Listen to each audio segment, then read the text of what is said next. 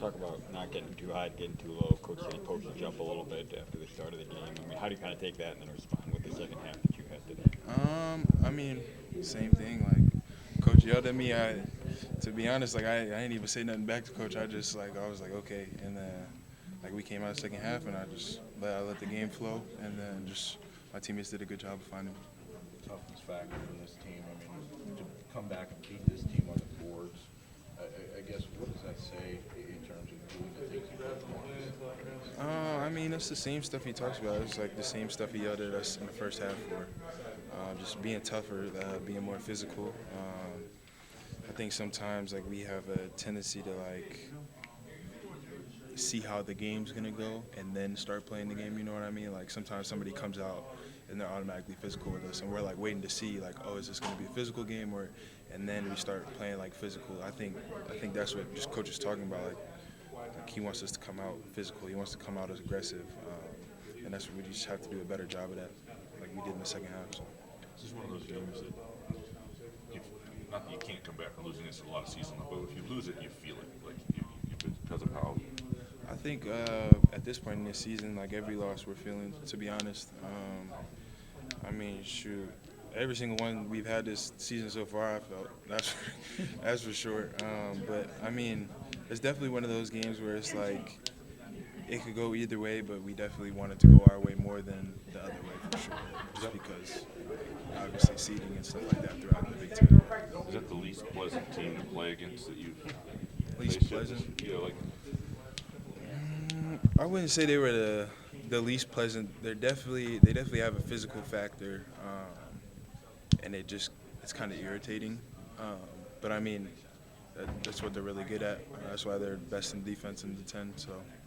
You were minus 15 rebounding against them the first time. You were plus 6 today. What was different in that aspect? I think we just put more of an emphasis on it, like in the huddles in that second half. We just kept saying like we got to keep boxing, because there was a point in time where like, shoot, the ball's just like sometimes the balls bounce to people, but like they were bouncing like right over us, and it was just like those are the possessions that we can't give up, and we can't allow them to get that second chance at a shot, and so we just got to do it better. I think we put more of an emphasis on it as we were going further and further into the second half, that we just had to do a better job of boxing and getting rebounds. to that point, I mean, you only gave up 4 second chance points until the final minute. Really, I mean, it was so they had 11 offensive rebounds, but did stop defending. Is that sort of one of the messages? Whatever happens. Yeah, for sure. I think some of them we got lucky. I mean, they had some good shots on some of them, but also like that was part of the just like.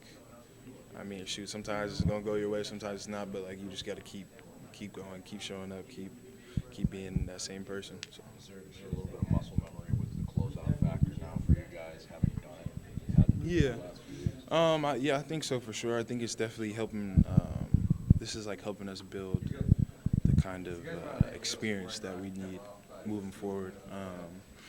I mean, shoot, the 10 is just really good. Like you're gonna bump into teams that just aren't gonna give up, and it's gonna be tough games like the whole game. So just being able to like fight your way through all the way to the end, like that's what you need as a Big Ten team. And I think we're developing that more as we go on throughout this Big Ten season. It's something that we definitely need for sure. What was your mindset going to the locker room at halftime? I know Coach jumped you and got in your face, but what were you thinking? I mean, really, I was just thinking like, stay calm, really. I mean, I just made sure I said my prayer before I went back out and played, just to kind of calm myself down, bring myself back centered, and then just go out there and do what I do. You got the ball inside, but got it inside in different ways. The first half, you kind of drove into the teeth of the defense. The second half, you got a baseline. Yeah. Was Coach running some stuff? Yeah, we definitely ran some stuff in the second half, but like also the stuff in the first half was just me being forceful, to be honest. I mean, like the transition one where somebody swung it back to me and I dribbled right back into like the teeth of the defense. Like that's just me making the wrong read. I just got to swing the ball and like go. So it was really just being forceful and like kind of calming down in the second half and letting the game come to me. Yeah. Izzo talked about how the way you played in the second half is, what he knows that you can be. Obviously, you've been more consistent the last couple of weeks. What do you feel like has allowed you to reach that consistency, and how can you carry it forward through the rest of Big Ten play? my prayer habits, to be honest.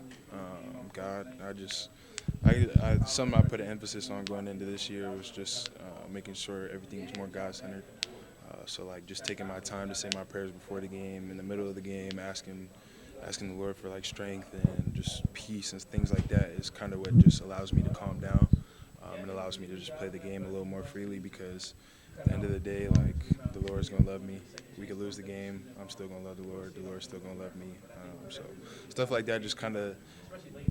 Sometimes I feel like we need to take ourselves out of situations and kind of look at it from a different view, and that allows me to like be able to look at basketball and be like, this is important, but like you don't have to stress yourself like trying to go through things or trying to get these points or trying to get these rebounds. It allows me to like take a deep breath and just kind of play the game and just let the game come to me.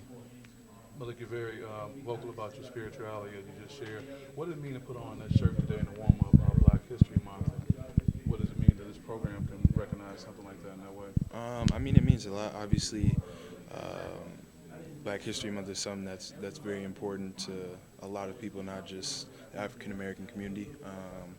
I mean, I think it's beautiful that we can bring light to the importance of Black History Month and Black culture and Black people in general, just as a program, but also as like a country, a university. Like we need to make sure that kind of, not that we're like just like like I'm gonna respect you a little more this month, but more so learning more about you, learning more about the culture, learning more things like that. I think it just brings a light to it that we need in this world for sure. Right. And also too, Coach talked. He was very vocal about getting at you and you responding your own kind of way, not necessarily in a vocal way, but your own kind of way. Can you talk a little bit about your own individual type response to what he had? Yeah, it's kind of like what I just said.